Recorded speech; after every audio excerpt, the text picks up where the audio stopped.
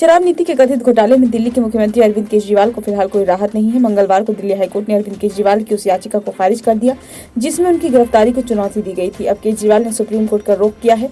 हालांकि शीर्ष कोर्ट के मामले में तत्काल सुनवाई से इनकार कर दिया है। कोर्ट का कहना है कि याचिका पर सोमवार से पहले सुनवाई नहीं हो सकती।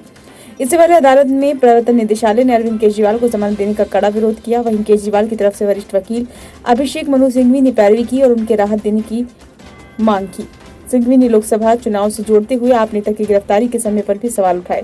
हालांकि अदालत ने तमाम दलीलों को खारिज कर दिया। याचिकाकर्ता की ओर से पेश वरिष्ठ वकील अभिषेक मनु सिंघवी ने अदालत के सामने तर्क दिया कि केजरीवाल की गिरफ्तारी का समय सीधे तौर पर आगामी लोकसभा चुनाव 2024 में समान अवसर यानी लेवल प्लेइंग फील्ड को प्रभावित करता है। सिंघवी ने आगे तर्क दिया कि समान अवसर स्वतंत्र और निष्पक्ष चुनाव का हिस्सा है। अरविंद केजरीवाल की गिरफ्तारी का समय सीधे तौर पर पूरे देश में स्वतंत्र और निष्पक्ष चुनाव कराने के समान अवसर को बाधित करता है, क्योंकि वे प्रमुख विपक्षी दल यानी आम आदमी पार्टी के सदस्य हैं। उनकी गिरफ्तारी सीधे तौर पर आगामी लोकसभा चुनावों में प्रचार करने के उनके अधिकार का उल्लंघन करती है। इसके अलावा गिरफ्तारी का समय ये सुनिश्चित करता है कि केजरीवाल लोकतांत्रिक गतिविधियों में भाग नहीं ले सकते हैं। मतदान से पहले ही उनकी पार्टी को तोड़ने का प्रयास किया जा रहा है। सिंघवी ने तर्क दिया कि ईडी द्वारा केजरीवाल के खिलाफ जारी किया गया पहला समन अक्टूबर 2023 में था और उन्हें 21 मार्च 2024 को गिरफ्तार किया गया। ये दुर्भावना से भरा है और ये सीधे बुनियादी ढांचे और समान अवसर को नुकसान पहुंचाता है। फैसला सुनाते हुए जस्टिस स्वर्णकांत शर्मा ने अपने आदेश की याचिकाकर्ता अरविंद केजरीवाल को मनी लॉन्ड्रिंग के मामले में गिरफ्तार किया गया है और उन्हें विशेष न्यायालय के समक्ष पेश किया गया था।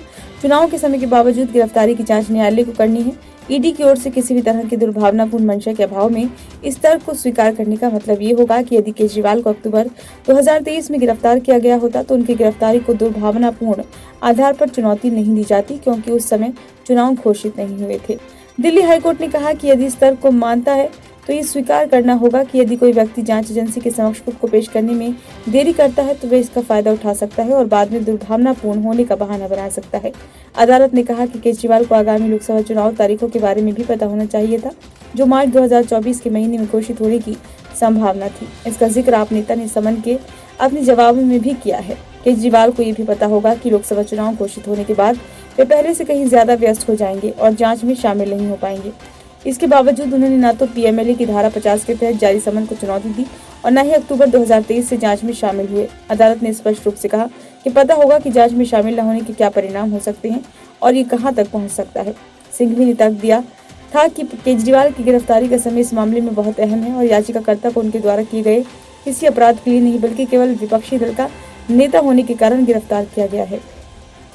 सिंघवी ने इस बात पर भी जोर दिया कि वर्तमान मामले में 2022 में जांच की जाने के बावजूद केजरीवाल को जानबूझकर 21 मार्च 2024 को गिरफ्तार किया गया ताकि वे आम चुनाव 2024 में भाग न ले सकें। इससे न केवल उनके व्यक्तिगत अधिकार का उल्लंघन हुआ बल्कि निष्पक्ष और लोकतांत्रिक चुनाव कराने के बड़े मुद्दे को भी खतरा हुआ। इन दलीलों पर न्यायालय ने कहा कि केजरीवाल ने गिरफ्तारी के समय यानी 2024 के आम चुनावों की शुरुआत से ठीक पहले अपनी गिरफ्तारी को भी चुनौती दी है। इसलिए सबसे पहले इस मामले में जांच के दौरान अरविंद केजरीवाल के आचरण पर ध्यान देना महत्वपूर्ण होगा। अदालत ने कहा कि केजरीवाल को आम चुनावों की घोषणा के बाद यह आदर्श आचार संहिता लागू होने के बाद पहली बार नहीं बुलाया गया था, बल्कि पहला समन उन्हें अक्टूबर 2023 में भेजा गया था। ये अरविंद केजरीवाल खुद ही थे जिन्होंने जांच में शामिल नहीं होने का फैसला किया था, लेकिन उन्होंने सभी समन का जवाब भेजा था। न्यायालय ने इसे जांच एजेंसी के साथ आप नेता का असहयोग बताया और कहा कि जो इस तथ्य से स्पष्ट है कि वे 9 समन दिए जाने के बावजूद जांच में शामिल होने में विफल रहे। ब्यूरो रिपोर्ट, नई दिल्ली।